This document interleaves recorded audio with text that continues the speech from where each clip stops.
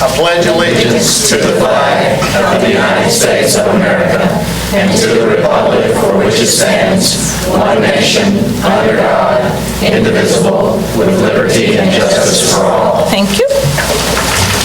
Awards and recognitions, Mr. Henson. Thank you, Dr. Gentry. Even though this isn't on the agenda, I want to start the awards and recognitions this evening by making everyone aware that this is School Board Appreciation Week in the state of Tennessee, as declared by Governor Bill Haslam. Y'all can do better than that. We're joining school districts from across the state in honoring our local board members for their commitment to Metro Nashville Public Schools and the children we serve.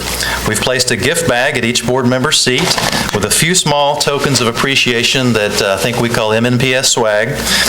And I know each of you spend countless hours serving your individual districts and our school system as a whole, so thank you for all that you do. Thank you very much. There's more. Go ahead. That's all of it, if you want to keep pulling stuff out. Yeah, just keep reading, though. Okay. To the next item, back in November, I had the great pleasure of being present at Nashville School of the Arts when Commissioner McQueen surprised arts English teacher Misty Ayers Miranda with a National Milken Educator Award. This award is given by the Milken Family Foundation to honor top educators around the country with a $25,000 cash prize. As the Milken Family Foundation describes it, film has the Oscars, music has the Grammys, science has the Nobel Prize, and sports has its Olympic gold, but educators have the Milken Award. We were thrilled to share this news with the board back in November when the award was first announced, and tonight we have the privilege of publicly recognizing Ms. Ayers Miranda for this incredible achievement. As part of the ceremony that comes with the award, Dr. Johnny Crow, Director of Recognition for the Tennessee Department of Education, is here to present Ms. Ayers Miranda with the Milken Obelisk.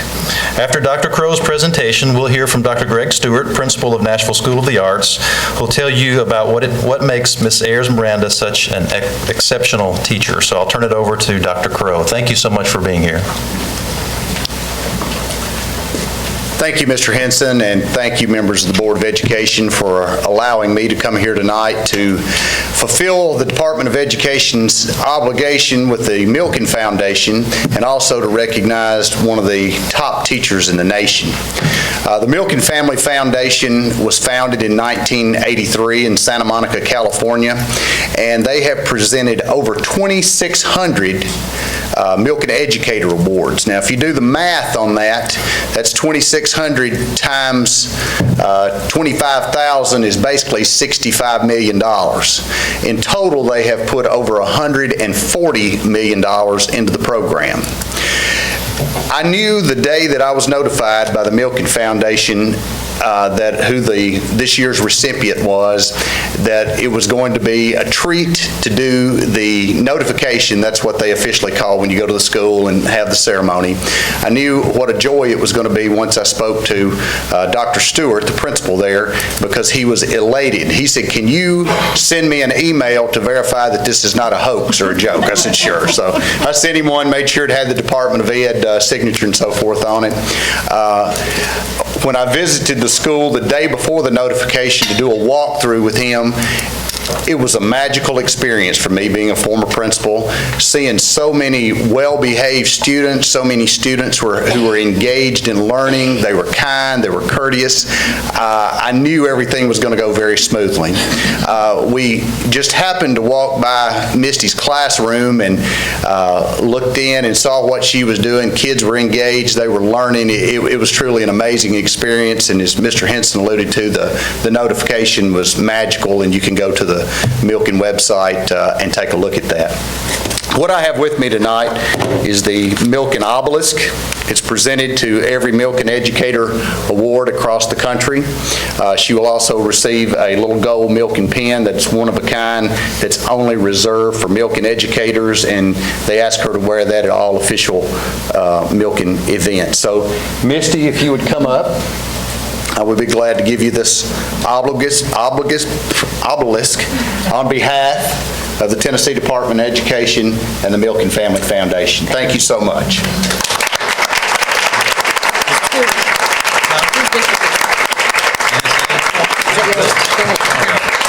I will do this first. Why don't you take a picture? Good evening, Board, and thank you again, Mr. Henson, and all members of the Board for giving the opportunity. It's my pleasure, of course, to tell you a little bit more about Misty Ayers Miranda. I have known her for approximately 4 years now as principal of the Nashville School of the Arts. Had many opportunities to work with her in various capacities as an educational professional and leader in the educational environment. Always impressed with her professional demeanor, intelligence, dedication, skills, and knowledge.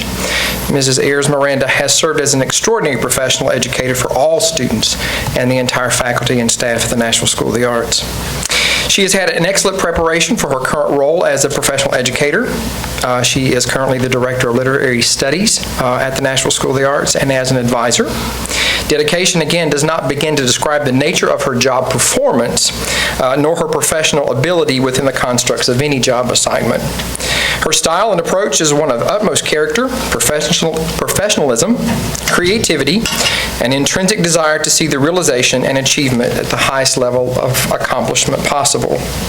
Additionally, her expertise in the utilization of 21st century techniques is impeccable and certainly affords the integration of advanced technological approaches and leadership necessary to integrate those real-world development to completion.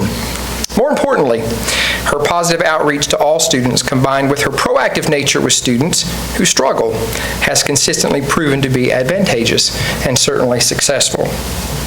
Mrs. Ayers Miranda has consistently demonstrated the highest caliber of instructional practices and achievement. In fact, through current best practices and instructional methodology, Mrs. Ayers Miranda and her students have consistently scored a level 5, both in growth and achievement as defined by the Tennessee Educator Accelerator Model, or TEAM as we know it, for the last 7 years concurrently. 7 years in a row. As a result, Ms. Ayers Miranda is the only professional that has been awarded tenure at the Nashville School of the Arts since the restructure of the state requirements that's inclusive of Standard English, Honors English, and AP English Literature. Consequently, Ms. Ayers Miranda is currently serving as the director of the Literary Arts Conservatory at the Nashville School of the Arts, which is a newly designed arts major inclusive of writing genres and production of stage and screenplays as well. She's a model of excellence in various capacities.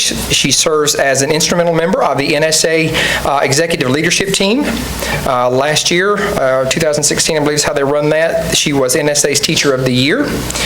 She is a featured vocalist with the NSA Jazz Ensemble and consistently serves as a mentor for teaching practicum and new professional members of the NSA staff. She also serves as a bilingual interpreter for families and community members, specifically from South America and other regions throughout the globe as well.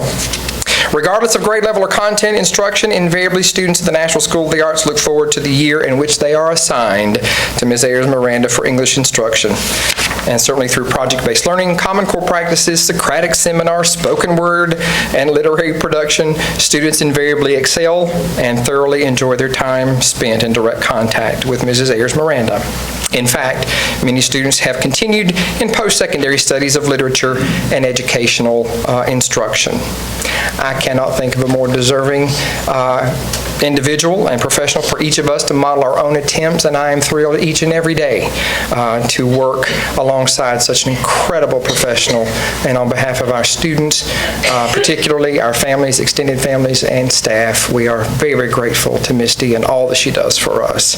So thank you for the opportunity, and thank you.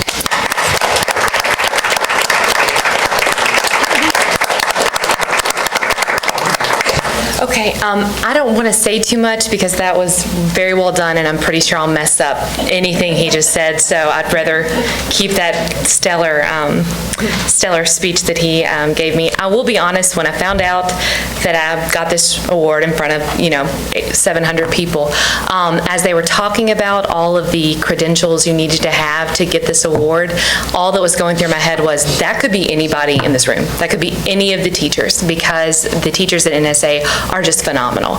I really had, I'm not gonna lie, I'm glad I got that check, but I really had no idea. There were so many people going through my mind, and when I went up and accepted it, I almost felt like a fraud, because I was like, I know other people who deserve this way more than I do.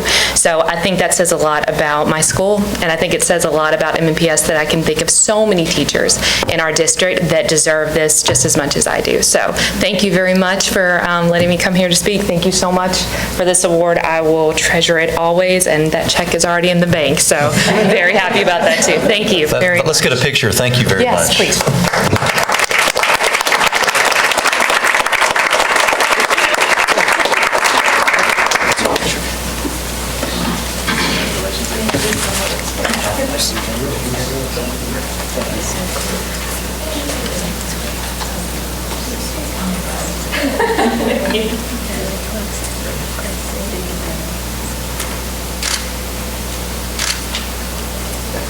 Thank you so much. Thank you. Wow. Thank you so much.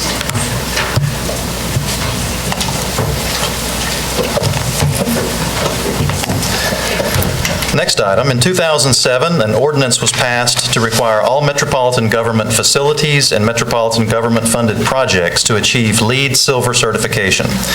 The requirement applied to all new construction or renovations of over 5,000 square feet or $2 million in value. It did not, however, apply to MNPS facilities or projects. On December 11, 2007, the MNPS administration recommended and the Board of Education approved voluntarily requiring MNPS facilities to pursue and obtain LEED Silver certification on school projects. As some of you know, LEED stands for Leadership in Energy and Environmental Design. The LEED rating system is a nationally accepted benchmark for the design, construction, and operation of high-performance green buildings. There are specific requirements and standards for different building types, such as schools, and also for the operation of an existing building. We want to take a moment today to share what our Department of Facility Planning and Construction has been able to accomplish. I'm going to ask Ken Murdoch, our Director of Facility Planning and Construction, to come up and describe what LEED entails and the many projects that have received LEED certification over the last several years. Before I turn it over to Ken, I want to make everyone aware that tonight is Ken's last board meeting. He's going to kill me for this. And it's interesting how people, when they're retiring or leaving the district, they're counting down the board meetings. And Ken, this is Ken's last board meeting. He's retiring at the end of this week, and his replacement, David Proffitt, started with us yesterday, and I introduced David at our committee meeting earlier. Ken was very difficult to replace, but we found a highly qualified individual to run the department going forward. I hope all of you will join me in wishing Ken well as he moves into this next phase of life. He's truly done great work during his time with Metro Schools. I had the good fortune to hire Ken 5 years ago. He came to us from Cracker Barrel after helping them expand locations all across the country. Before that, he owned his own private architectural firm. He brought a level of expertise and professionalism to his role that's been a great benefit to our school district. He's helped take the Facility Planning and Construction Office to the next level. He knows just about everyone in our local construction community and is well respected and well liked by all. He's built a great team, and I feel confident they'll carry on the high quality of work we've come to expect from the department. So Ken, we wish you the best and we'll miss you greatly, but before you go, I'm going to ask you to share about our LEED building projects. So I'll turn it over to Ken. And before I do, I'd just like to thank you for that and for the opportunity that I've had to be here and be involved with such committed and talented people. It's been a great joy. And besides the excitement I have in leaving, that's enhanced by the fact that I know David Proffitt and the team that we have are going to continue to do excellent work, and things will be in good hands after I'm home. But I did want to share with you two things tonight, and they're kind of hard to show, but I'll bring this around. This is a certificate, and I'll place it here if I might. I don't know where else. And this is a plaque, a glass plaque, that we received from the LEED organization of the United States Green Building Council. These are representative of what we're awarded each time we achieve LEED status. And in addition to the certificate and the plaque, there's a letter from the CEO of the Green Building Council that commends MNPS for obtaining sustainable design and for demonstrating our leadership in the area of energy and the environment. To date, we have received LEED status on 11 of our projects. In fact, since the ordinance was adopted in 2007, every MNPS project that is eligible has achieved LEED status. Now, I say eligible because LEED requires that the entire building be evaluated. So where we've done a small addition or where we have renovated a portion of a building, those cannot be certified. And under Metro's ordinance, those aren't required to be. But when we do an entire building, either new or renovated, then we seek and we're obtaining LEED status. In addition to those 11 that we've obtained, we have 7 other projects that are designed and constructed, and all data has been submitted to the Green Building Council, and we're awaiting certification. We're confident we'll receive certification for those 7. And then beyond that, all current projects that are just under design, and for that matter, all future projects will be designed to obtain the LEED status. And if I may just take a minute to share what some of the requirements are. Within LEED, there are 7 categories of building design and construction that you can earn points. And within those 7 categories, there are over 60 different components. Each will give you some number of points. To obtain LEED status, or excuse me, LEED silver status, you must obtain at least 50 points. To achieve gold, it's 60 points, and to achieve platinum, it's 80. Now, we've achieved LEED on all of our projects, LEED silver on every project but one. The very first project we did when we were just learning about it, which was Harpeth Valley Elementary, we achieved certification only, but every other project has been LEED silver. We've attempted to achieve gold a few times that have come close, but we just haven't quite reached those 60 points. And briefly, some of the things that we would do to obtain LEED status, and again, it's quite a long list, but for example, we design our buildings to be very energy efficient. In the HVAC equipment, in the lighting, in computers, vending machines, anything that uses electricity or gas, we try to design the most efficient building that we can. Another area is in water conservation. The plumbing fixtures that we have throughout the building are manufactured and selected because they use low amounts of water. And even in the design of the exterior landscaping, we'll use local native plants that don't require irrigation. Or sometimes you can gain points by creating a cistern and capturing rainwater and using that water to water the landscape. Another area would be the indoor air quality. We design and run the building to eliminate or to reduce carbon dioxide and any type of pollutant or toxin that might come off of carpet or adhesives or glue or plastics or any of that. And I guess one other example that is fairly popular is we'll have designated parking spaces that encourage people to either carpool or to drive electric vehicles, hybrid vehicles, walk, or bicycle. So that's just some of the examples of things we'll do to create for a sustainable environment, but also minimize the amount of energy we use. And we'll continue designing toward those and hopefully be able to continue to add buildings to this list, and would love to come back and share with you through the department where we are years from now. But we've had a quite impressive list of obtaining LEED silver. So glad to present it. Thank you, Ken, and again, thank you for everything you've done. And just to reiterate, we've got 18 projects that will be LEED certified once we go through all the process. And I do want to just briefly introduce David Prophet. David, if you wouldn't mind just standing, let everybody put a face with a name. David is Ken's replacement, as I said, began work yesterday. And so, again, thank you so much. Does anyone have any questions for Ken about LEED projects? All right, thank you. Okay. Thank you, Ken. Thank you. On to governance issues, consent agenda, Ms. Shepherd. The consent agenda is as follows. 1A, approval of minutes of 8/11/2015 regular meeting. B, recommended award of contract for Southeast Early Learning Center additions and renovations, Dial Construction Group LLC. C, recommended approval of change order number 1 for Hume Fogg Magnet High School HVAC renovations, Dillingham and Smith Mechanical and Sheet Metal Contractors. D, recommended approval of request number 6 for lead consultation at various schools, Hume Fogg Magnet High School renovations, Hastings Architecture Associates LLC.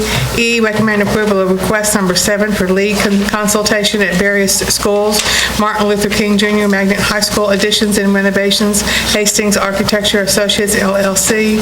F, recommend approval of request number 8 for lead consultation at various schools, Norman Binkley Elementary School additions, Hastings Architecture Associates LLC. G, recommend approval of request number 2 for projects at various schools, Whites Creek High School track upgrade, Beaumar Construction Corporation. H, awarding of purchases and contracts. 1, Babs Freeman Loftus. B, CDWG. C, Dale Marketing LP. 4, Dale Marketing LP. 5, Kerr Brothers and Associates, Inc. 6, Lou Inc. 8, Nancy Helper, and 8, Unico Technology. Madam Chair, I recommend that we approve the consent agenda as read. Is there a second? Second. Are there any questions about the consent agenda? All in favor? Aye. Any opposition? Thank you. Number 2, capital improvement budget. Ms. Pierce? Yes, we had our last capital improvements budget committee meeting this afternoon. We began meeting mid-November and held about 5 meetings to discuss the projects at the school level and district-wide. So what the committee did agree to was to approve the budget as presented by the administration, and there was a slight revision from the board packet to what we are voting on tonight. The total amount comes to $251,635,143. That is directly at school level, and the rest are district-wide projects. So we had great discussion along the way, especially with attention to our high schools, and we're excited about taking this forward to the mayor's office and hoping that we can get that funding from Metro Council this summer. So I move that we accept the committee's recommendation to the year 1 total of $251,635,000. Second. Heard the recommendation to approve the capital needs budget as per the recommendation of the committee. So didn't really need a second, but thank you anyway. Thank you, both of you. Any discussion? Questions or concerns? All in favor of approval? Aye. Any opposed? Thank you very much. Next item on the agenda is the KIPP Academy Nashville Charter Renewal. KIPP Academy Nashville has been operating within this district for 10 years now. Their contract was originally approved for 10 years. They have reached the end of that tenure and are seeking a renewal of that contract per the processes that are handled under the charter office under Dr. Coverstone. So right now, the single issue that's coming before us is whether or not we will approve KIPP Academy Nashville to continue to operate under the same guidelines of their charter that was originally approved 10 years ago. They're not seeking an expansion. They're not seeking any changes to those parameters of that contract. It's just whether or not we will allow them to continue to operate, to continue to serve the student population that they were approved to serve 10 years ago. And Mr. Coverstone, I believe, Dr. Coverstone, will come forward with his report and recommendation.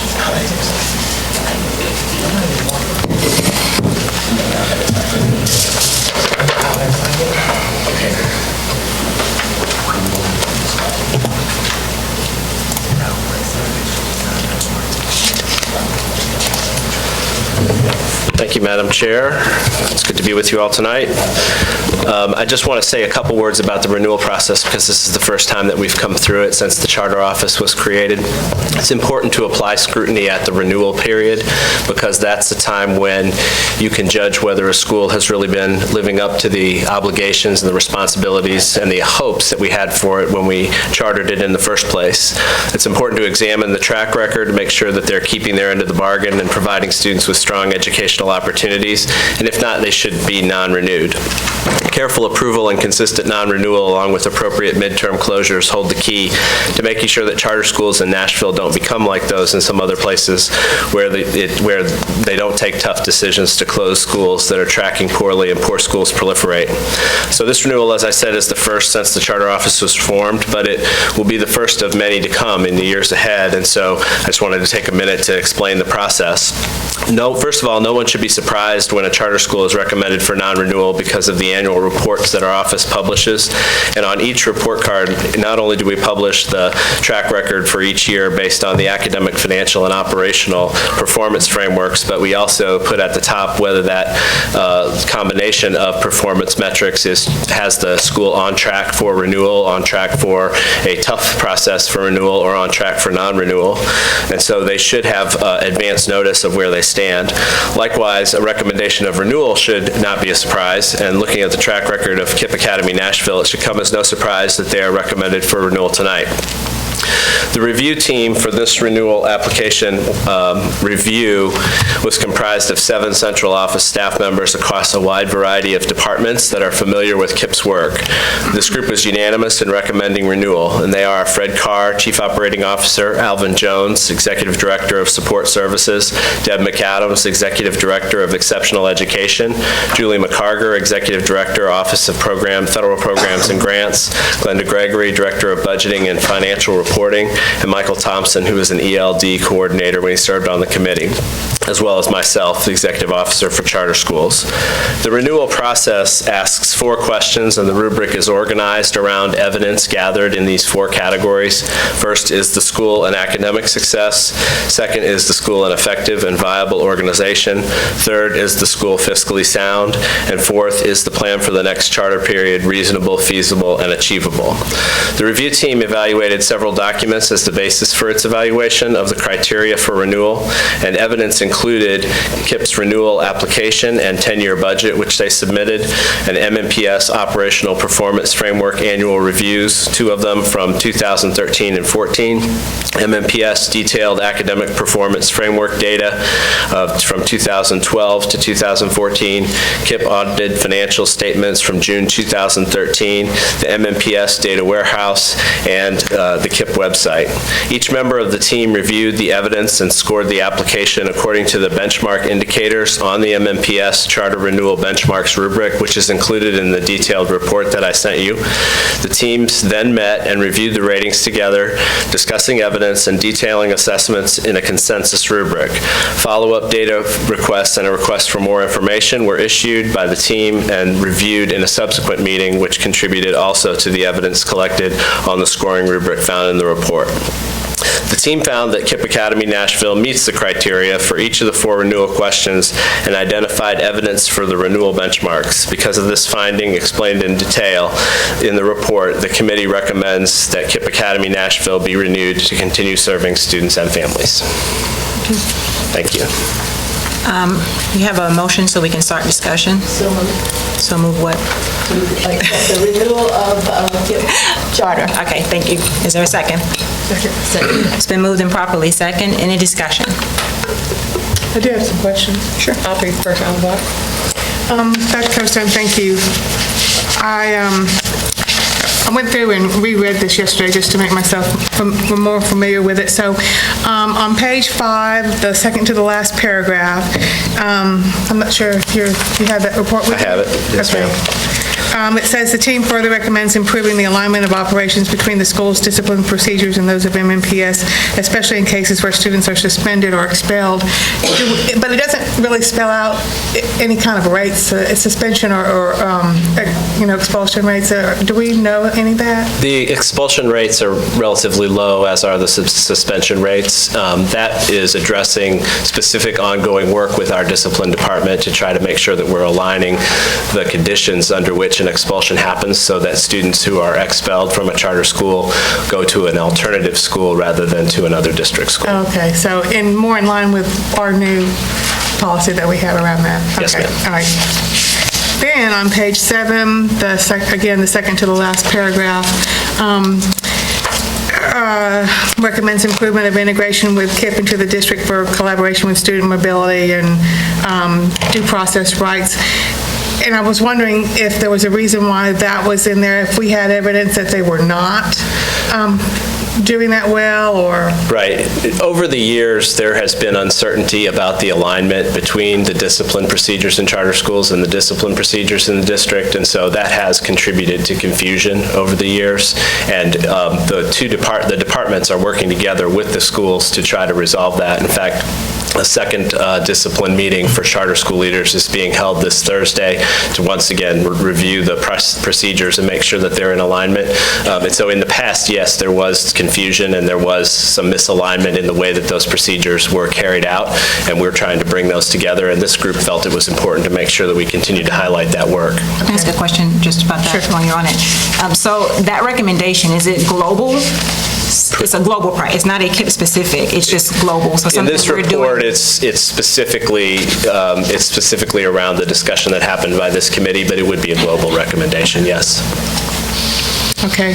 Then on page 15, on the follow-up, should we ask about admission and/or discipline procedures to ensure compliance with the charter contract, open enrollment, no counseling out, et cetera? I'm not really sure what that means. Does that mean that we found evidence that that is not happening, or? Again, that's that larger discussion, and then we did ask for follow-up, and we also went into the data warehouse to check the conditions and questions in terms of rates and how those had changed over time. And nothing was alarming? No. Okay. One more. Bear with me, please. No, that's great questions. On page 17, again on the follow-up, it says, where is the school discipline plan?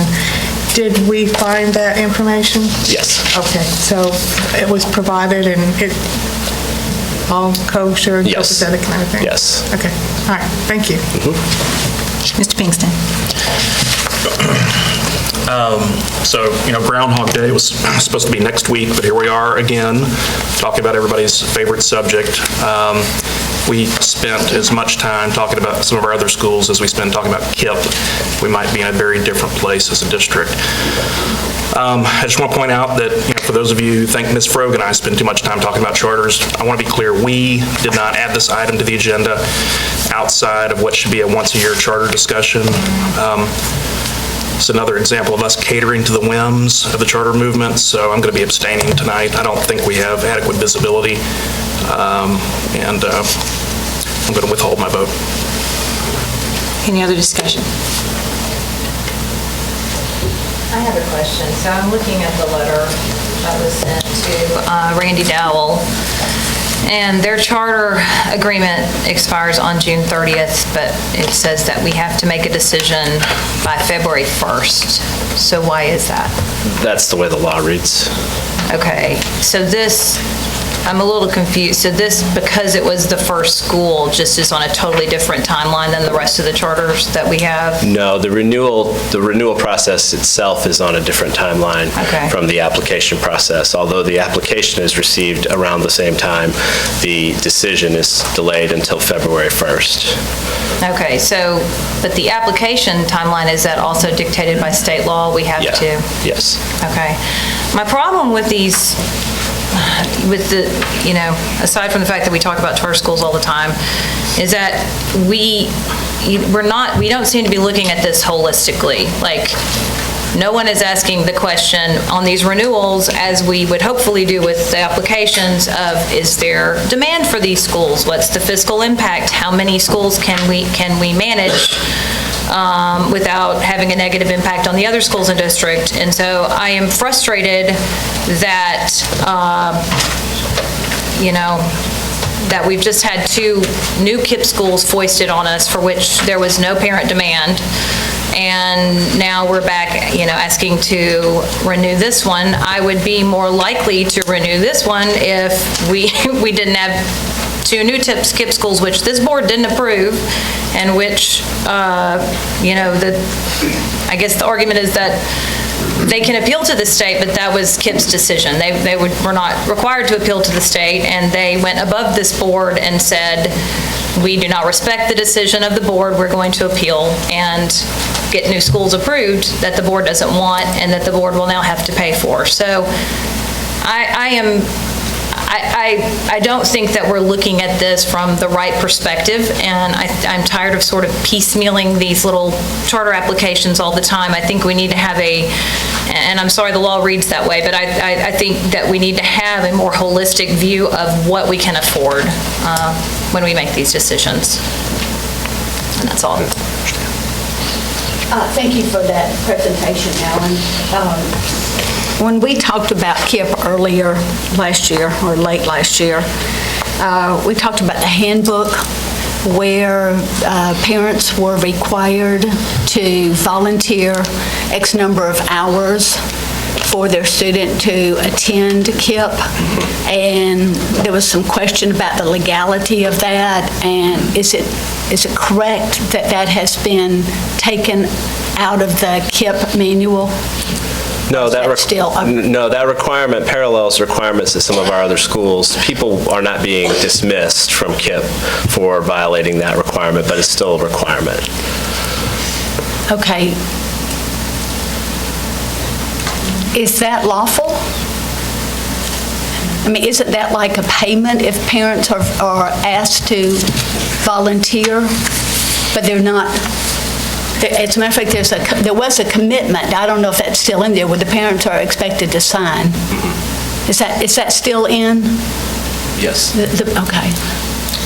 In terms of is it lawful or not, there certainly hasn't been a case that has come up here in Tennessee to address that specific question, so we don't have any specific guidance. Without specific guidance, there are certainly arguments that can be made either way, but it's certainly not set in stone one way or the other at this point. Okay. But children are not being dismissed if parents are not able to. Correct. Okay. Another concern I have is that there's 400 maximum seats. They've been in existence for 10 years, and 40 of those seats are still free. Is that correct? They've been operating with 370 as what they believe their max to be. So Okay, I thought it said 360. Sorry. I thought it said 360. Okay. Yeah. I don't have it in front of me. Yeah, one of those. You may be correct on that. And they had about 90 students, I believe, on the wait list this fall when they went to open. And so we believe that there's that demand for those schools, for those seats. Okay, help me understand. There's a wait list, there was a wait list. There's unfilled seats. There's a wait list that doesn't compute. Help me understand that. Because the program max was at 370. Okay, I thought it said 400. That's the program max that they're seeking now, yes. But I think it said 400 for the last 10 years. No, ma'am. It's that chart in the report is for projecting forward. Okay. It's their going forward plan. So have they been at capacity for Yes, the ma'am. last 10 years? I can comment on the last 2 or 3 years, Okay. but yes. Okay.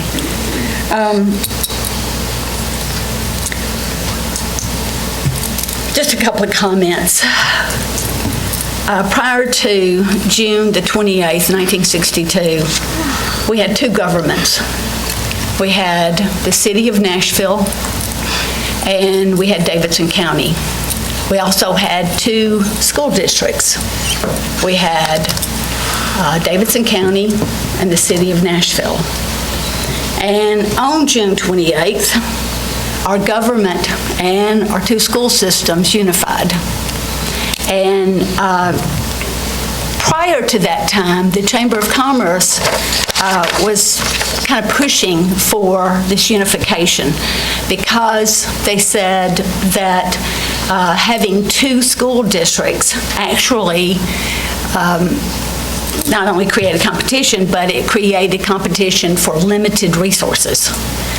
And I think that's where we are again. It feels like that's where we are again, because we have charter schools and district schools that are competing for limited resources. my question is, are we in the business of educating children, or are we in the education business?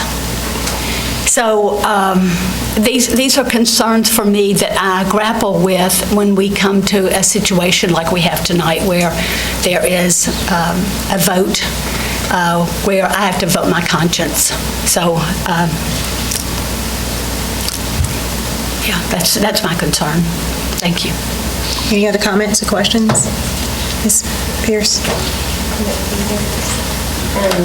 Thanks, Alan. Thanks for this presentation. Thanks to the committee for their work on the renewal.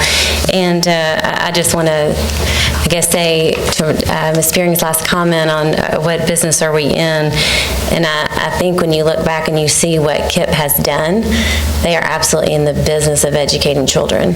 And they took children from our district who were in zone schools that were target and review and still are, and they have been in the excelling category for the last 3 years, a 3-year average with very high percentage rates of underprivileged students. And so I want to commend KIPP for the work that they've done in our district and look forward to another decade. Thank you. Any other comments or questions? Sure. Yeah, to tack on to what Ms. Pierce is saying, I think it's a great night of celebration that we have an opportunity to vote for an organization that clearly is in the business of educating kids, and they've done it successfully for many years now. So in addition to rating excelling on our own academic performance framework, they've also been a 2-time SCORE finalist, recognized as one of 3 schools statewide as one of the best middle schools in the state, which speaks volumes. Not one of the best middle schools in MNPS, but one of the best middle schools in the state. Twice they've been in the category of being voted, being potentially voted as the best, which is just an extraordinary compliment. And cannot be said for the vast majority of middle schools in MNPS. And so I just think it's an extraordinary nod to their accomplishments and excellence and dedication to students. And then beyond that, they've been recognized by the state as a 3-time reward school for student growth. So whatever place kids come in, when they arrive at KIPP, they move ahead. That's all that means. If they're a reward school for growth, that means that they take kids where they're at and they move them forward aggressively, and that's why they get recognized for that. And I think that's extraordinary because, right, like teachers and principals can't control where their students are when they arrive at their school. They can only control what happens after kids arrive. And KIPP has a track record of doing this over and over and over again, year after year after year after year for many low-income kids in East Nashville. And then finally, this is worth mentioning just because I know a number of us pay attention to this as well. They have great arts programming, which, they've got the academics down, they're moving kids forward, they're making big things happen, but then also they've performed, their choir has performed for the likes of Bill Clinton, they performed with Mary J. Blige, Common, and so not only are they maintaining high academic standards, but they're also providing extraordinary arts programming for their kids as well. And to me, it's an absolute no-brainer. This is clearly in the best interest of kids in Nashville. It's in the best interest of Nashville, the city. When we talk about what we're trying to do, like, are we measurably moving kids forward, no matter where they start? Are we taking them and moving them forward academically so they have opportunities in life? So I'm thrilled to be able to vote yes for KIPP based on all of that, their track record, because I know for the next decade they're going to continue to do what they've done. So yeah, congrats to KIPP. Dr. Brandon? Yes, I thoroughly reviewed the application for renewal and found that they meet all of the renewal questions and criteria. And so I feel that they deserve the opportunity to continue the work. Mr. Pinkston? I had a 2013 conversation with KIPP's school leader, Randy Dow, in which he just basically did not deny counseling out kids who don't make the grade. So I just think it's important to have intellectually honest conversations about this. If we're going to spend a lot of airtime extolling the virtues of a school, let's also recognize that they just don't play on the same level field as some of our other schools, similar to the way the magnets know. So if you can have the ability to control your student population and exit kids who are underperforming, then yeah, you're going to do better. So let's just be honest about what's really going on out there. Can I ask a question? Just one. Dr. Coverstone, can you talk a little bit about the mobility rates of KIPP versus the middle schools in MNPS? I just checked, I do track the attrition rates pretty carefully, and the mobility rate is attrition plus entries, and as of today, it was 9% mobility rate, 6.5% attrition rate, which is among the lowest of our charter schools, as well as being lower than the district average. Thank you. Ms. Pierce? Yeah, I was just going to thank him for bringing the honest data to the conversation. Any other comments or questions germane to the vote? All in favor of the renewal of the the charter for KIPP? Can I show of hands? All in favor? 1, 2, 3, 4, 5, 6. All opposed? I should have 1 and 2 abstentions? Okay. Did you get that? All right. Thank you very much. Director's report. Thank you again, Dr. Gentry, and I also want to acknowledge the fact that this is also Dr. Coverstone's last board meeting with us, and wanted to just say a few words about Alan. My first exposure to Dr. Coverstone was back over 10 years ago when he served on the school funding task force that was chaired by David Williams, who's Vice Chancellor at Vanderbilt University. And then the next time he and I were together was the last time I served as interim director of schools. He was elected to the school board. And so he was a school board member back in 2008 when I was serving in this role. And so I just want to acknowledge all of the hard work and dedication to our school district that Alan has shown over the years, and thank him publicly for everything that he's done for our school district. So thank you, Alan. Thank you.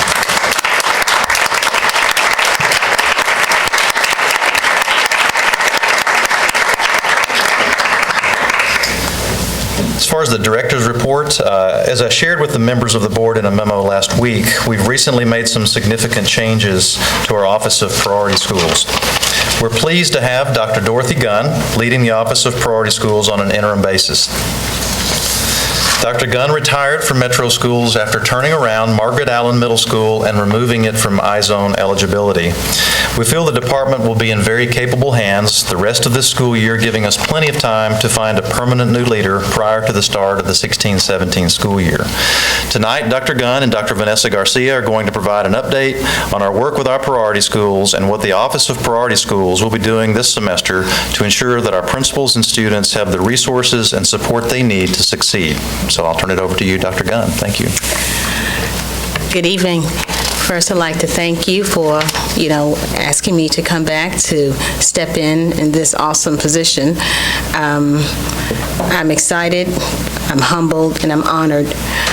I truly believe in MNPS, and we know that we have some schools where students are not achieving, and my goal is to help them move forward. So we have a very brief program this afternoon, and we want to touch on some things. So we're going to go on and get started here. All right.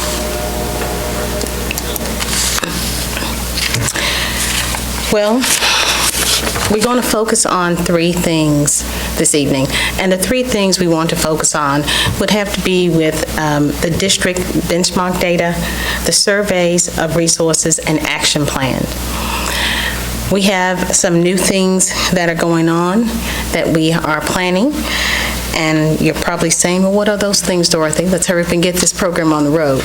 Well, I've been in this position for it's less than a week, but we've been running even in spite of the snow. So we want to start off with calling up Paul Changus. He's going to give us a very quick and brief update on the benchmark data from the priority schools, and that data is sitting on your desk at this time. So please get that.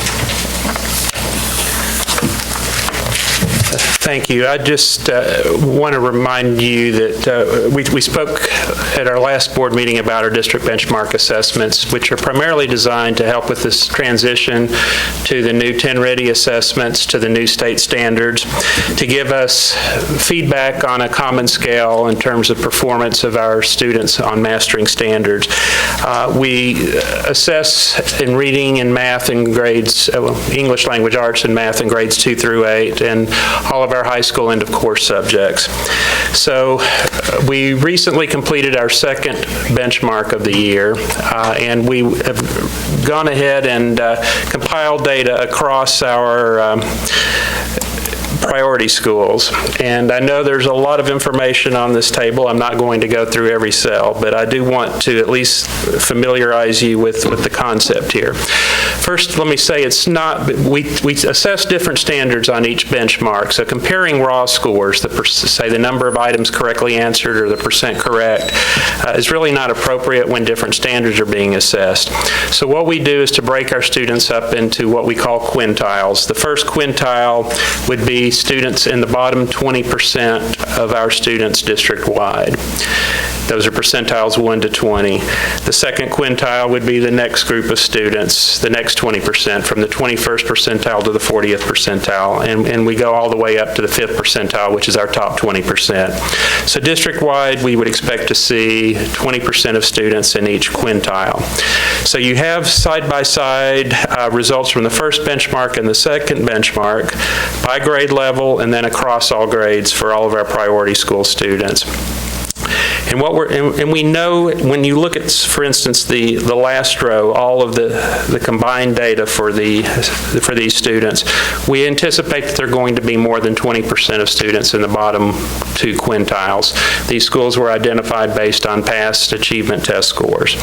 What we're looking at is trends over time. Are more students moving up the ladder from the first and second quintiles to the third, fourth, and fifth quintiles? And we have mixed results, and you'll see on the second benchmark in green, if we have a decrease in the first or second quintile, that's a good thing. We have fewer students on the lower end of the scale compared to the rest of the district. If we have an increase in the bottom quintiles, that's shown in red. If we have an increase at the top of the scale, that's a positive. We want more students in the fourth and fifth quintiles, so something in green is going to indicate positive movement in that direction, whereas a red number means fewer students scoring on the top end. But if you focus on the overall results in the bottom row, we see that there are fewer students on the second benchmark that scored in the very lowest quintile. It's a drop of about 1%. And fewer overall, slightly fewer in the first two quintiles. And mixed results at the top with more students in the top quintile. But overall in English language arts, the bottom line is the results are slightly better in terms of growth than what we saw district-wide. When we turn to mathematics, we see again mixed results by grade level, but when we look across all grades, it's a mixed bag. On the upper end of the scale, the students who are our relative high achievers, the fourth and fifth quintiles, we saw a decline.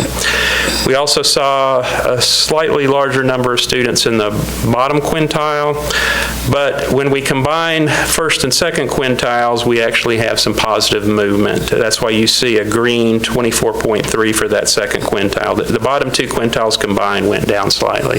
But generally, it's slightly down, but comparable growth compared to the rest of the district. And then finally, when we look at the high school data, and this is not just Pearl Cone, but this is all of our students, including middle school students taking high school end of course courses in the middle school grades. So this is a combined data. overall, again, it varies a bit by subject, but you will see a lot of green on this page. And if you look at the total results across all subjects, it's green across the board. We had significantly fewer students on the second benchmark who were in the bottom quintile. There was a decrease in the bottom 2 quintiles from the first to second benchmark, and you'll see higher numbers at the top of the scale. So the growth occurring at high schools is greater than what we saw district-wide. Now, all of that's to say there's mixed results in 2 through 8 compared to the district, positive results at the high school level. We don't know what this means in terms of how prepared we are in the state assessments. We'll be validating these tests for the first time. Our history shows that generally on district benchmark results that we've had in the past, they've been correlated with state end-of-course exams. We've taken our best attempt at aligning those assessments to those standards. The question now is, how do we compare in terms of district-wide growth to the state? But all we can do is look at relative comparisons within the district. We do have data at the school level. We have data that teachers are using for their own students. The primary purpose of these assessments is, again, to give us a common metric to help teachers evaluate their movement and their performance over time. Thank you, Paul. Well, at this time, we want to talk about our next steps and immediate needs for schools. I've taken the time to speak with each of the principals in the priority schools. We had a couple of snow days, and that helped me, gave me some headway. I made personal phone calls, and I thought I was going to get through those phone calls like half a day. It took 2 days because I honestly took the time to listen to them. The principals want to be heard, and they shared a commonality of some things across the board. And those things had to do with student supports for emotional learning. And for an example, that dealt with discipline concerns and individual supports tailored just for their school. They mentioned things such as minimizing instructional time, systems in place to minimize instructional time. Principals want their teachers to teach bell to bell. And in teaching bell to bell, they need to reduce the distractions. And the distractions, we can go back to say, well, some of them can be some discipline concerns, some of them can be some other concerns, but we want to make sure that they're teaching bell to bell. Also, filling all the positions in a timely manner with qualified candidates. So principals feel that they need additional assistance in that area. We want to make sure that we put the right person on the right bus working with our students. And then, last but not least, the immediate need is ensuring that we have resources for these schools, and some of those resource requests focused around technology. The principals want to make sure they get the items that they need immediately, quickly, and so those are some of the things that they mention. After listening to these things, we wanted to go to the next step and say, well, what are we going to do? What's an action plan so that we can make sure that the principals are getting what they need for their students? One of the action plans have to do with restructuring the Office of Priority School.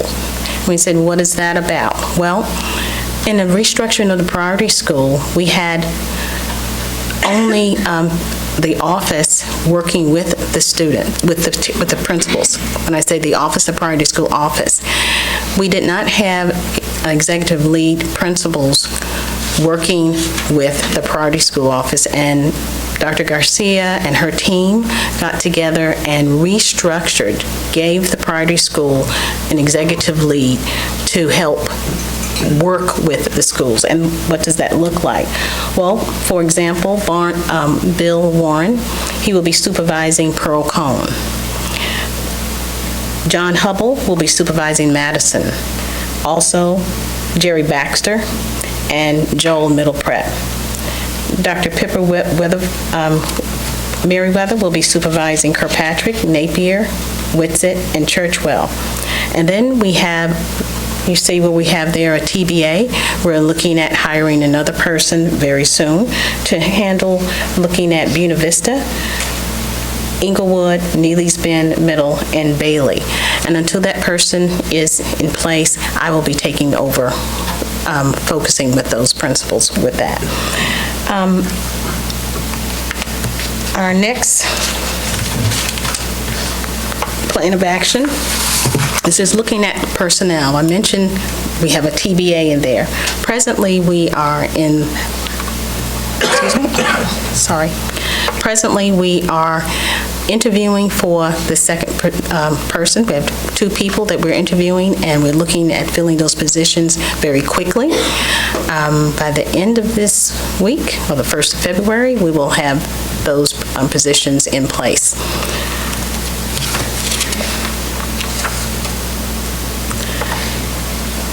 Accountability. We know that that's a very, very important, strong focus. We're looking at starting immediately next week to begin bi-weekly school visits that are going to focus on target checks. And these target checks are all derived from milestone meetings, the district benchmarks, principals evaluations, insight walkthroughs, school improvement grants, and these checks will guide the individual work at each priority school. We will be able to have feedback to you if requested, but feedback to our chiefs to let them know how are we doing, what are we doing, what are the needs that our principals are stating. Okay. Unified assessment. Our principals have many assessments. Some of them have many assessments because prior to the priority school office this year, they were, of course, given autonomy. And at the time, they made some individual choices to put some assessments in place. With that, we want to come up with one assessment that will be used across the board so that we can measure our priority schools against the priority schools and with the district. So we want to make sure that we're not over-testing students, but we want to make sure that we are focused on what's necessary. Okay. And then our action plan for visiting the iZone in Memphis. I know that some of you are interested in that visit, and we're looking forward to it. We've seen some information with Memphis and where they are making some pretty strong gains in their iZone, and we want to go and see some of the best practices that are going on there.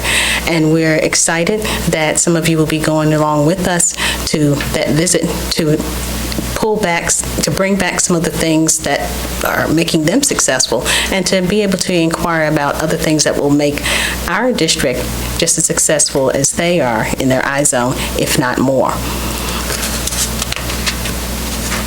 Collaboration is the key, and we want to make sure that we are constantly collaborating with others. So,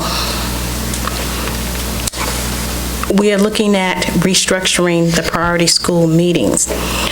In the past, at the beginning of the school year, the priority schools were isolated.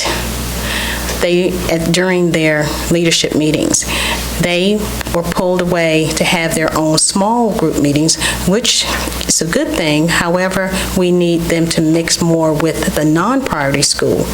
There are good things going on in all schools, and there are principals who can address those different items and share.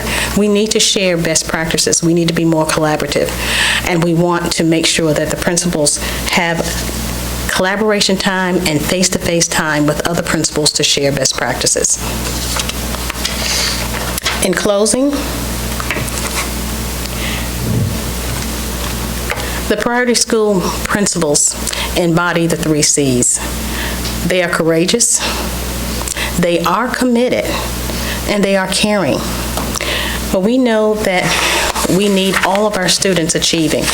So our goal is to exit all 12 current schools from the priority zone status. We want them off that list. And we want to do this by expanding instructional time, improving the literacy instruction, and ensuring effective teachers and principals are in each school. We know that we can do it. It's going to take some time, but we don't have a whole lot of that, but we're going to definitely push forward. With the support and collaboration of our colleagues, we feel that we have a goal, and our goal is to focus in pushing them forward. Any questions?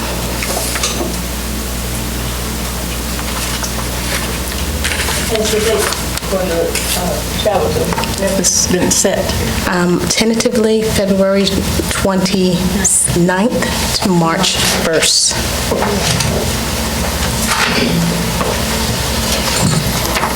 You may also want to mention that trip is in conjunction with the Nashville Public Education Foundation as well. Okay. Yes. What is the current plan for turnaround teachers? And is there a plan to add more turnaround teachers? We've not met with HR yet.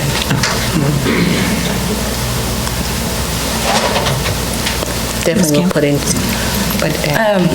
So my bottom line takeaway from the data, all the charts, is two things. One, middle school, we're stalled out. It's flat. From benchmark 1 to benchmark 2. Actually pretty impressive progress at the high school level, like meaningful progress. So that was my takeaway from the data. In light of that, and I'm going to zero in just in the interest of time on middle schools. And you have the, thank God for you, I mean, you have the hardest job ever. So I hope what I am about to say is, I say there's lots of love and care, and hopefully it'll be useful to you somehow. But I am from the Jim Collins, like, face the brutal facts school of thought. And and this is my general observation, as someone who's not in the details like you all, and obviously you are very in the details, I am not. But I did hear this, and I love that you're out talking to principals and listening and going on that tour and trying to understand, like, what are the real core drivers of the challenges, opportunities, and whatnot. And what I was hearing is that bell-to-bell instruction is huge, like knocking down every barrier that would prevent teachers from spending every minute possible on instruction. I love that. Yes, that does not surprise me. So that was one thing I heard from you. The second one was the desperate need for talent, to make sure that we really have our very best teachers in every single classroom. That also makes sense to me. And the third was the technology need. And so none of that is surprising. I mean, I think that we've known this for a while. Like, that's all great. I think my comment is mostly around then the proposed interventions, because it's not intuitive to me that the things that were listed then in response to the challenges are actually aligned with the actual challenges. Meaning, I don't know if the interventions are in fact addressing the root causes, which it seems like, just from a strategy standpoint and from just a strategic alignment standpoint, like, we need to make sure that every intervention is directly tied to one of those three things, if in fact those are the three things that we hear. So I wasn't sure, like, okay, bell to bell, I totally hear that. I can maybe infer that the executive lead principal reworking is going to help that, because they're going to help tear down all the barriers that prevent instructors from using every minute, maybe, but it wasn't totally I'm making a couple leaps of, like, logic to get to that. And then specifically to my fellow board members' comment, it seems to me that talent is a massive lever, and so having a very, very robust plan, because we've known this for a very long time, and so the absence of that seems just like a real threat to anything really changing in terms of those data sets that we saw. And so I would, like, triple, quadruple down there. But then also, like restructuring collaboration, I love that. I mean, it sounds great, but it seems to me then, like, given the state of affairs in middle schools in particular, like, that's a bet that we're making to really radically change what have been static outcomes now, despite, I am absolutely certain, the dedication and hard work of many people.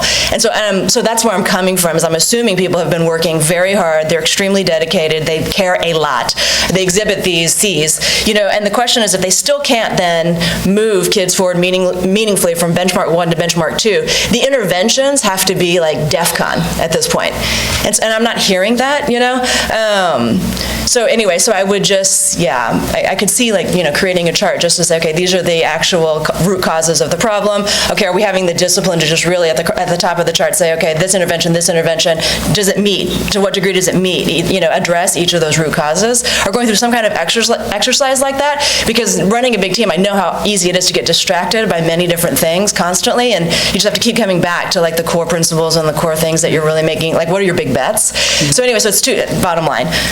Are we sure the bets are right? Absolutely certain. And then number 2, once you actually are confident about the bets, how aggressively are we moving forward on them, just given my assumption that, it's not like people have been twiddling their thumbs already. They're working hard. And so, and still the results are this way. So. Well, from my past experience, I know if systems aren't in place in a school, that learning is not going to take place. So we have to put some more systems, making sure the systems are in place and putting the right people on the right bus in the right place. Our past superintendent, Dr. Register, always said there's low-hanging fruit. And I believe in that. When I did this job and I was part of the school making changes at Margaret Allen, it was the low-hanging fruit. Sometimes we realized that there was a problem, a situation. What do? We bring the team together, let's strategize.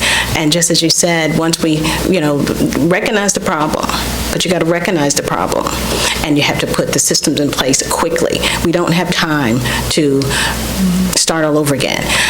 For the teachers that may not be, on their best, we need to grow them, and we need to grow them quickly. We need to partner them up with other teachers that are doing well in other schools. And we know that. That's why we want to have more collaboration with schools that are making it. We have good schools here in Nashville. There are some very, very great schools in Nashville, and things are going good all the time, but we have to make sure that we identify where they are and partner that teacher up, partner that principal up, so that we can push our students, in the right direction. So, I'm not saying it's a silver bullet, because I know there isn't, but I do believe in having others come and look at what's going on and say, what do you see? What do you see? So we want to do some cross-checks, and we want to take the targets that were mentioned in the milestones, or in milestone meetings that the principals had, also in the SIG grant that they said that they were going to do, and we want to make sure that they're doing them. And if they're not, we want to see what kind of supports can we give them so they can move forward.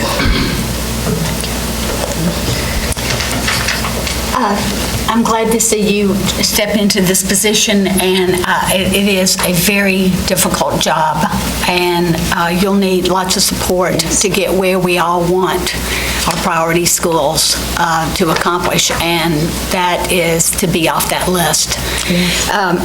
One of the things you mentioned was to expand instructional time, and is there consideration? Are we doing this now? Is there, one of the things that charter schools do that has been so successful is they've increased instructional time by adding hours to the day. Are we doing that with our priority schools? There are some schools that have an extended day, in some form, but not all of them across the board. But then extended time, in every class, in many classes, and I'm just going on my past experience, I know that sometimes if you're a reading teacher, you may not do as well in math because you're focusing on reading. That's your love. We need to make sure that we are focusing the right amount of time and giving the right supports in that classroom. And if a teacher is needing some help in doing that, on identifying what those right supports are, we need to make sure that they get that support. So coaching is very important. So to go back to my question, there's only maybe one school that is doing increasing their school day. One of the priority schools that's actually increasing their instructional time by increasing their school day. I know did I that understand there that are a correctly? couple of schools that have the grant. I want to say Madison, they're doing something in the top part of their day. Whitsett is doing after-school support. One day a week or 5 days a week? I'm not sure exactly the time, but I believe they're doing it every day, because I believe in Madison, early on in the year, they had to make sure the buses were in place because the grant said they had to put this instructional time in for extended day, and it was a problem with transportation, but it got worked out. Would you check on that and get back sure with will. us? And then the idea, excuse me, of, again, extending the instructional time. I heard from a principal last week that they are, in a priority school, that they are giving so many assessments that it's problematic in terms of interfering with the opportunity to teach. And I heard you say you would like to see one assessment. Yes. Can I expound on that? Please. Okay. Prior to all of this year coming along, principals had the option to make some choices for their school. You know, lots of grant money was given, and they had to find something that they felt would move their students forward to get the gains. So with that in place, they went on and, I guess, processed that paperwork to move forward, you know, as I have better words of saying, a plan, because they had to have a plan. Then later, you know, we had the district putting in the benchmarks. Well, they knew they were coming, but when you're filling out a lot of paperwork for the state, you have to have some things in place. So they had to actually find some things in place. So what we're seeing now is a mixed bag of different assessments. They've paid for some of these assessments, and it's pretty pricey for them not to do them. And they've made that choice. Those were personal choices that principals made at that time. And now that we're where we are now, it is a lot of assessments. So they are making choices within the local school. So we've got, I think though it's important to note that if we're over-testing our kids, even though they've paid for it, and if it's giving us the results that help to inform instruction, help teachers to know where to go with particular groups of kids, that's one thing. But just so that we paid for it, so therefore we have to use it, I think that we may need to rethink that logic. Yes. But it'd be very interesting for me to know about how much time is being used in assessments and how many of those assessments are actually helpful to changing instruction. And that's a discussion I will be having with each principal. I did a quick Google Doc to ask questions about how many assessments are you giving per month, and they shared many of them on average are giving about 2 to 3 assessments per month. Yeah, and then, thank you. And then I have a question for Paul. Paul, when we think about the benchmark test, are they predictive in terms of the 10 ready that the kids will take, next month? At this point, we don't know for sure how well they'll predict, because the state has not even set the standards on the new tests. My experience is that any reasonably well-made assessment is going to correlate with a state assessment based on what we've seen in the past with our own district assessments. But I can't guarantee that we know where the cut scores are. We certainly don't know where the cut scores are going to be set. But the expectation is that students who do well on benchmarks across the year will likely be the ones that do well on the final state assessment. But until we have data from both assessments, we're not going to know how well they predict. Going forward, we expect that they will be predictive, and we can set cut scores that are reasonable. The primary purpose this year was to expose teachers and students to the content in an assessment format. And it was, again, constructed by our instructional coaches to their best attempt to predict what those assessments are going to look like. But it's going to take some time for us to know. How about the MIST? Is that more predictive? The MIST formats are comparable to 10 Ready, but there's no data that comes back from those assessments. They're strictly to get used to the formats. So we instituted those this year as a state because we want teachers to see what the test constructors who are also, it's the same company that's going to be doing 10 Ready, what their initial impression is in terms of those formats, what the questions are likely to look like, but we don't have any predictive data from those. And I anticipate after this year, those are probably not going to be particularly helpful going forward. But we'll have a better idea after we get through this first round of testing, what the expectations are from the state. Thank you. And I'll just clarify one thing regarding the extended day. We've got several of our priority schools that are what we call enhanced option schools that already go the extended 45 minutes each day and have been for a number of years. Buena Vista and Napier, Kirkpatrick, Churchwell. And so we do have some schools that are going the additional 45 minutes every day, but it's not a new phenomenon. It's something that's been going on for a number of years.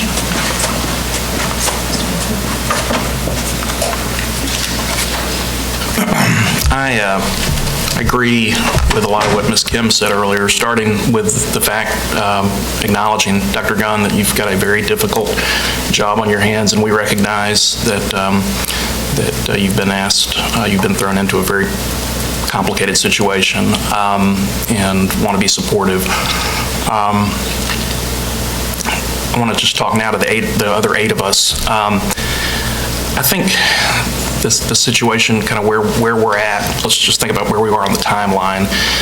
We were assured by the previous leadership that from 2012 to 2014, that by the time we got to 2014 fall, that we would have no schools on the priority list any longer.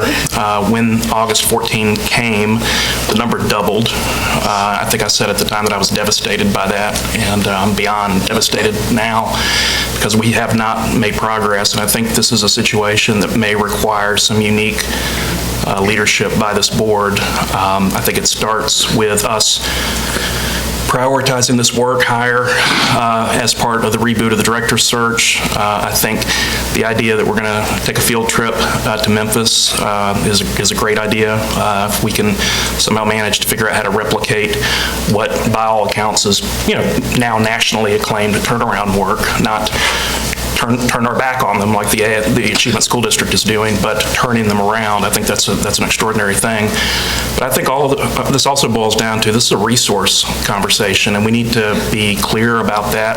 I think it's past due time that we throw a lifeline to the state, and I mean the governor and the commissioner of education. We are $30 million underfunded by the legislature's own estimates in this school system alone.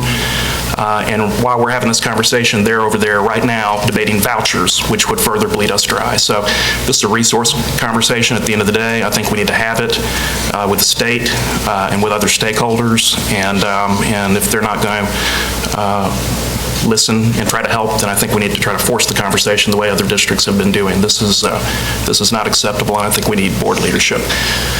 Last thing, I wanted to ask Mr. Ensign and Dr. Gunn, does it make sense for us to hear back from Mass Insight about the previous analysis that was done, what, if anything, was implemented with any level of fidelity, and kind of do a gap analysis to figure out, kind of, pick back up on that work, because I think we paid a lot of money for it. I'd like to, and it's still pretty fresh in terms of analysis.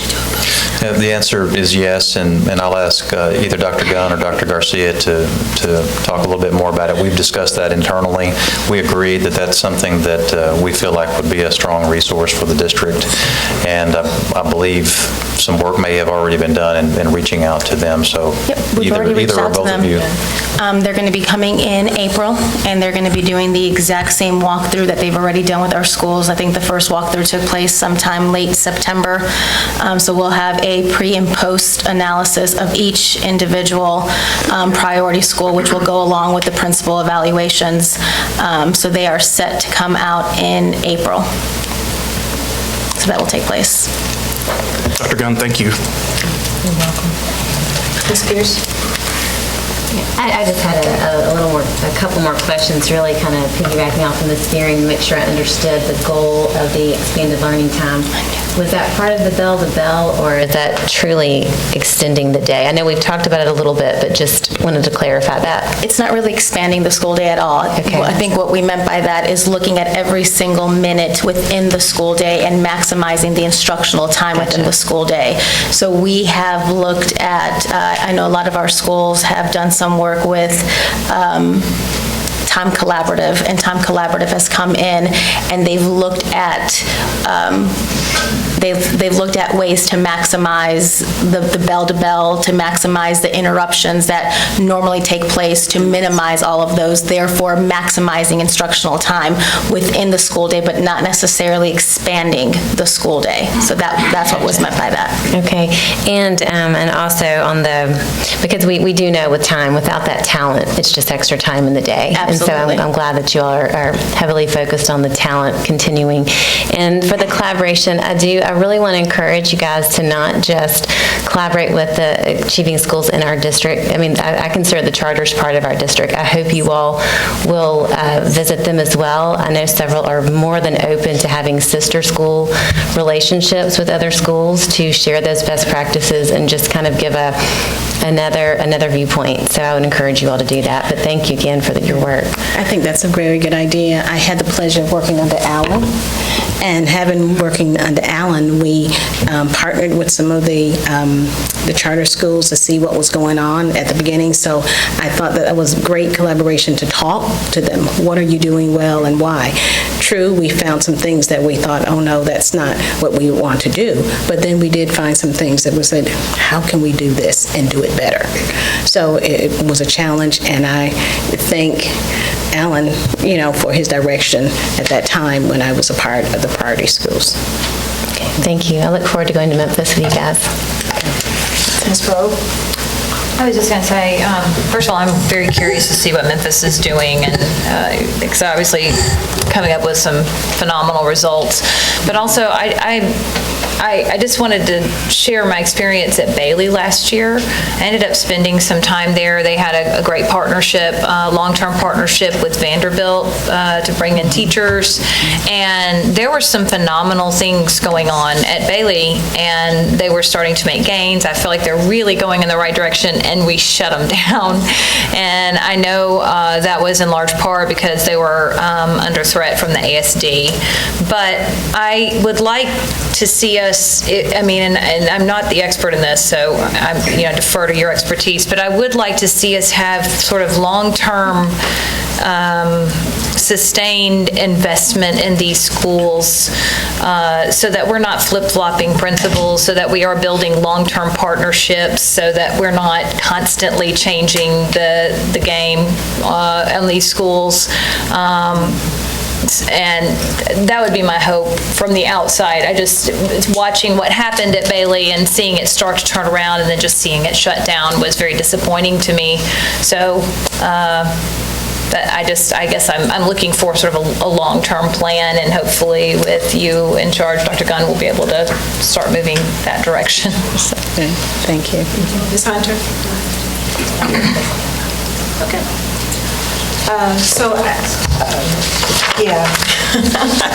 I think you can probably sense the panic that's at this table with regards to these schools. And so first of all, I just want to apologize if anything comes out that's like, why haven't you fixed this yet? Because we're just all thinking, why haven't we fixed this yet? But don't take it personal, please. One of the things I'd like to ask Mr. Henson is that we begin to get written updates similar to the ones we've been getting for substitutes and school buses, the school bus driver situation. We know that there's work that needs to be done, and of course we're looking for things like where are we on talent recruitment because I'll tell you that more time on task and even eliminating the barriers, whether they're behavioral or anything else within a school day, and exposing a child to not the right instructional leader is not really going to get us where we want to be. I think Mr. Pinkston and Ms. Kim both touched on this, and I just want to be my own personal pet peeve and repeat it. and it's a pet peeve of mine. But what I will share with you is that when we did not hear, I think we got a report, but we didn't hear the specific strategies or asks of the principals when they initially made asks of the things they believe would make a difference. I can tell you that I remember catching a glimpse of something like 12 smart boards and 12 laptops. I am not, probably in the minority here, not a believer that technology solves academic problems. They're just tools. And so to me, 12 smart boards and 12 laptops is not a strategy for the kinds of gains we need to see the students in these schools make.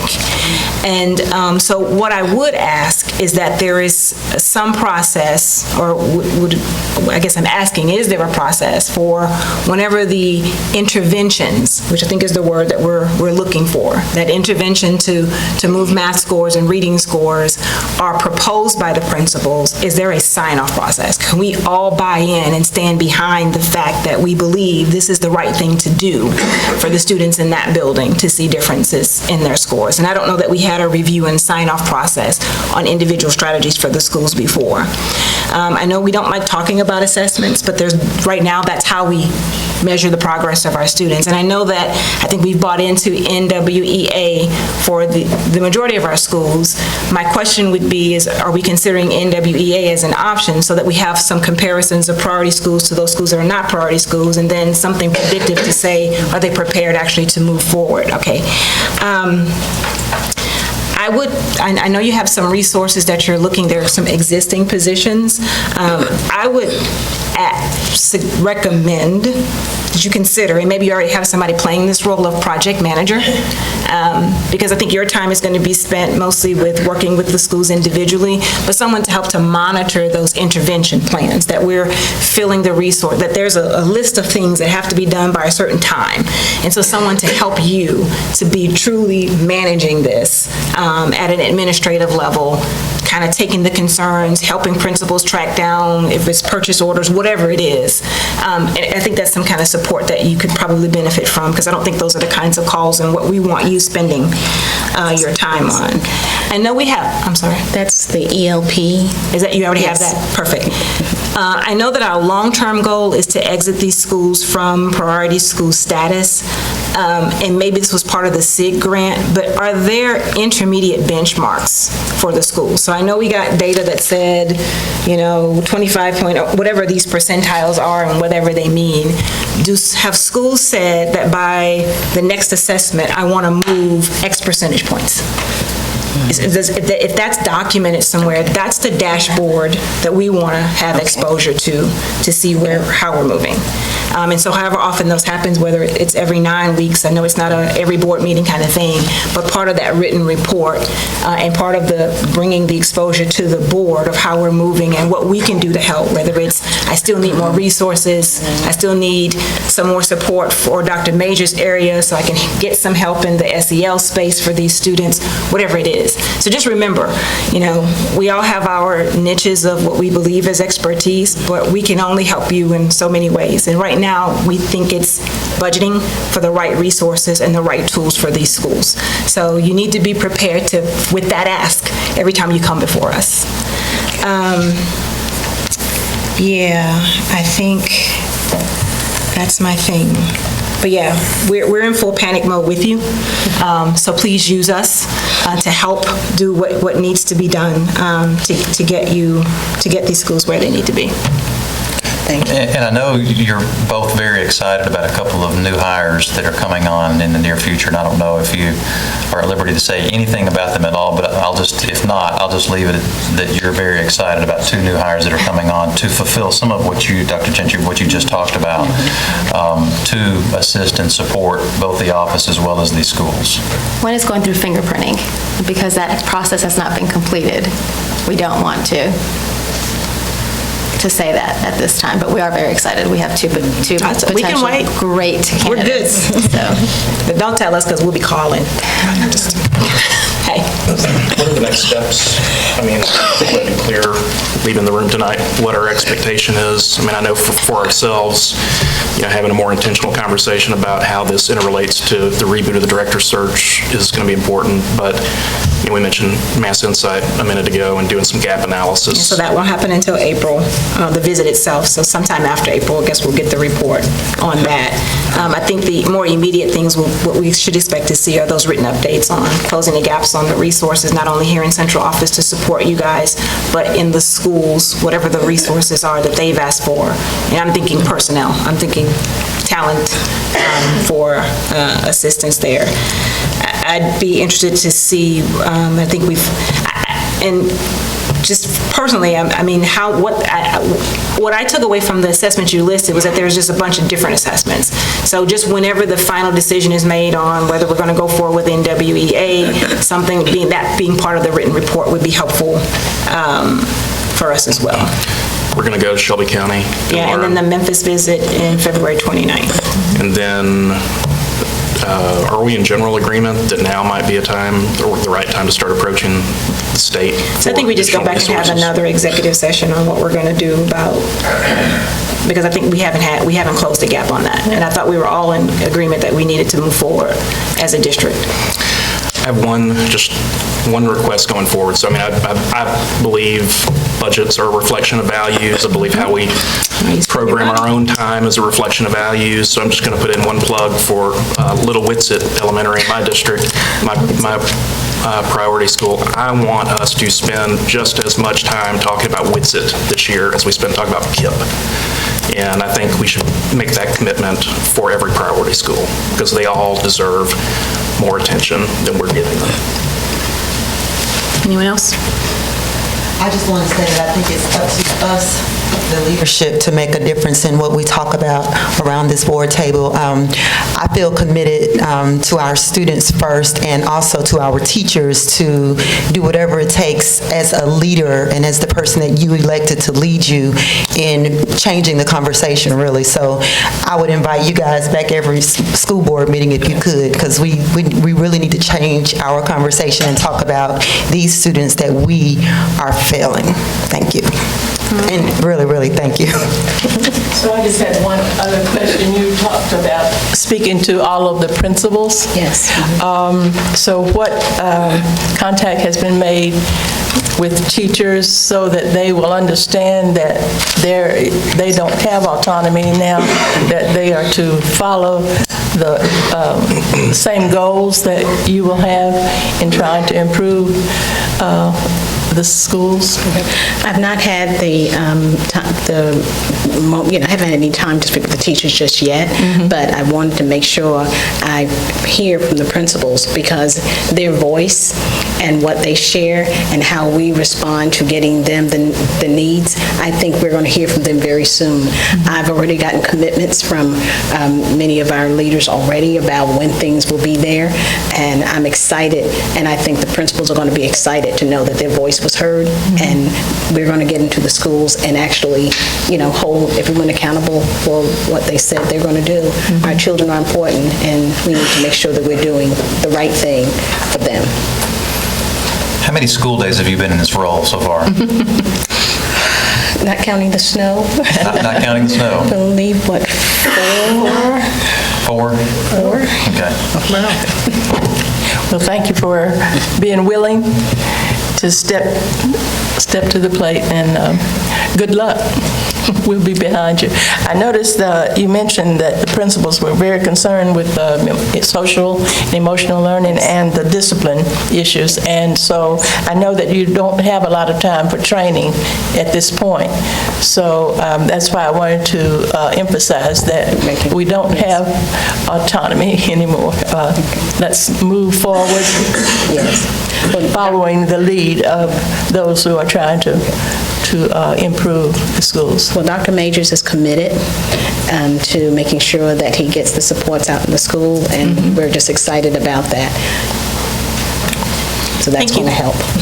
Thank you. Thanks, both of you. Committee reports, budget, finance. Okay, right, well, we approved the capital budget tonight, so that is complete until we know where the city does. And Chris and I are meeting this week, and we will start up on operating budget meetings probably in 2 weeks, but I will send out an email. You go next. All right. On the board chair's report, we'll do director's eval. Mr. Pinkston. Thank you. We had a school board retreat recently, which I thought was very productive, and I think most people around the table thought we got a lot of good support, and we'll have some good technical assistance on the horizon from the Council of the Great City Schools, which is an organization that we're part of, along with 67 other urban school systems in the country. They're a tremendous resource for helping us think through some of the key issues that we've got on the horizon, including revisiting the board policies, the governance policies, and the executive expectations, also helping inform the ongoing development of a performance dashboard and identifying additional key performance indicators that we want to monitor, and that all ultimately feeds into a revised or renewed director evaluation. So that work is happening with the council. They're pulling some research for us, and we'll be sending that over. We'll share that and make it public as we get it. But I think our end goal here, Dr. Gentry, tell me if I'm missing anything, is we want, at the end of the day, at the dawn of a new administration and a new director of schools, to have board policies, a monitoring dashboard, and an evaluation that are fairly well aligned, that are all speaking to each other, and that are useful tools for us to help the next CEO manage this very large enterprise and help us make sure we're monitoring all the things we need to do. So it's not sexy work, but it's very important, and we're going to invest a lot of time as a group going into the spring. Thank you. Thank you. So another thing I would add to the eval bullet point was that obviously when the new director comes on board, there will be a conversation to, tweak it and make sure it's something that that individual can support, and it's aligned with success. So we're going to get into announcements. We've already had the commentary about the retreat that took place on January 15th, 8 a.m. to 4 p.m. So I want to thank all of you for being there and being engaged. And as Mr. Pinkston said, it was really, really a great meeting. I'm still remain in shock that we were alone. Nobody wanted to come and watch our retreat. I was almost offended, but I think that is what Lynn helped to make the meeting as productive as it was. We had very honest and open and transparent conversation. God bless Mike Casserly and Eric West, who have promised us that they will continue to watch our board meetings to monitor us for progress. So I just want to say, when they watch this recording, that they were mean, but they were brutally honest with us, and it was great conversation. But I think the huge takeaway for each of us is that we each, as individuals, have responsibility to make sure that these meetings are focused on the one thing and the only reason why we're here, and that's for student success. And we each own a part of making sure those conversations are appropriately aligned and singularly focused on that goal. So I was kind of tickled when Mr. Henson said that these individuals who are parting are gauge their remaining tenure by the number of board meetings left that they have to attend.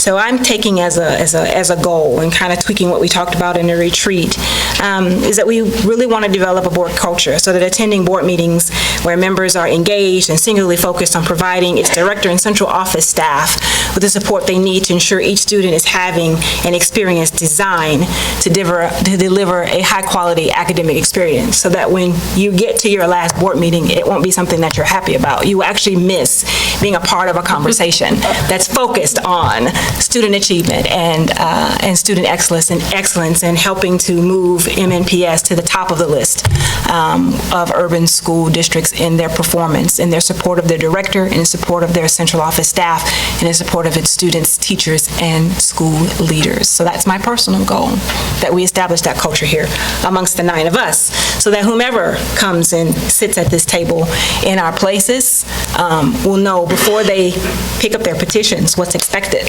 of a board member in MNPS, not just expected of a board member from a particular district, but that you come to this table committed to our students, committed to supporting our director, and committed to supporting our staff. So again, thank you all for your participation, and your homework assignment will be coming out tonight. One other addition is that I'm going to ask each of you all to send me feedback on when you will be available for a special call meeting next week to hear the recommendations from the Search Advisory Committee. They are done with their work, yay! And I look forward to hearing their feedback, and they are excited about giving it to us. So somewhere next week, I don't want it meshed and lost in the board meeting, so I apologize for that. But I'll be asking for some ideas on when you all will be available for that. Okay? Announcements? Ms. Hunter? Planning a community meeting tentative date for February 11th. We're still trying to work out the logistics, so just be aware, save the date. I attended the executive committee of the Council of Great City Schools this past weekend, and while we were there, the council launched a website on malesofcolor.org, and so those board members who are interested and the general public can pull that up and be engaged in that.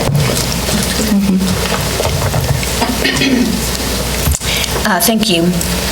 Dan Mills was just involved in a re-accreditation process with Advanced Ed team. And they spent several days at Dan Mills, excuse me, and I was invited to attend the community meeting that they had, and there were about 25 parents there that morning. And it was just quite touching to listen to the parents talk about the respect and love that they have for the teachers and Patty Yon at Dan Mills. They scored very high. As a matter of fact, they set a new bar for Advanced Ed. Excuse me. Only recommendation they had, interestingly enough, was more technology and more bandwidth. So I mentioned that to Fred Carr, and he's going to work with them on that. I want to thank Tony Majors and his team for the work they did, and other community organizations getting food boxes to our students during the snow day, and that was a big success and a lot of appreciation there. We all have kids from our districts that go to NSA, and I want to give a shout out to two students, two 15-year-olds, Amelia Eisenhower and Tristan McIntosh, both from NSA, and they auditioned this season for American Idol, and they have both been invited to participate in the show next season. So we'll be watching you, and we congratulate you for your extreme talent, and we appreciate NSA for all that they have helped bring to these students. On Thursday this week, the Teaching and Learning Committee meeting will meet at 11:30 in the boardroom. Lunch will be served, and we're going to talk about the road to success for third grade readers. Thank you. Lisa? Okay. Thank you. A couple of things. I want to say thank you to Congressman Jim Cooper for, and his staff, including my friend Kay West, for helping organize a citywide youth voter registration drive in our high schools. It's been a very successful initiative so far. There were a series of assemblies that happened during the month of January, earlier in the month, I should say, and now we're following through with actual voter registration. So first was the education, next is the registration. The registration that I'm attending tomorrow is at Glen Cliff High School in the heart of District 7 from 10:30 to 12:30. We hope to get a lot of new voters signed up and fired up about democracy. I will say on a On a personal note, in some of our schools, it is challenging getting folks fired up about participatory democracy when some of them are undocumented and are not yet able to participate in the process. So I think it's incumbent on us as community leaders to continue how we can communicate with politicians about the need for a path to citizenship, because ultimately everyone deserves to participate. They are Nashvillians and Tennesseans and Americans. And Ms. Barron, I'll have to quibble with you a minute, and I'm getting ready to reveal something about myself that I don't tell very often. I'm like a big American Idol fan.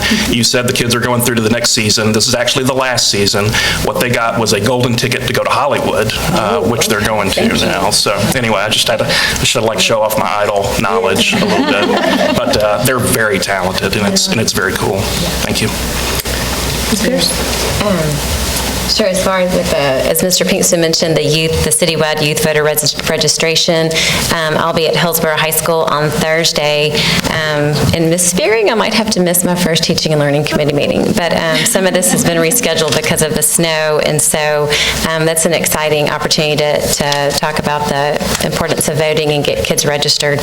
And then I want to take a minute and just thank you, Dr. Coverstone, for your service to MNPS, and you have put a gold standard in place for approving our charter schools. And I did some quick math, so I might be wrong, but looking back since he's taken office, it looks like only 1/3 of the applicants were actually approved. And so just that emphasis on quality is, I think, what has kept Nashville Charter Schools so successful. And just thank you for all your hard work, and we wish you the very best. Well, I do have a couple of them. And just to piggyback on Ms. Spearing, thank you to Second Harvest Food Bank, United Way, and MNPS for getting food boxes out to our families during all the snow and cold weather.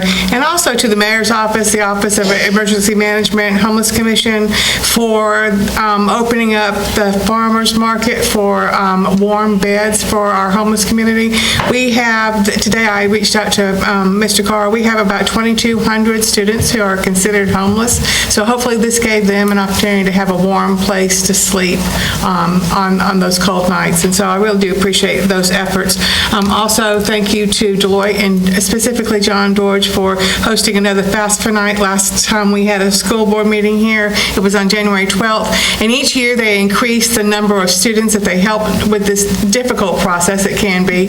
And so this year they helped over 192 students complete that form. So I'm really happy that they get to consider McGavick High School. It's not really one of their adopted high school, but they still come and help us each and every year, and they're very generous to do that.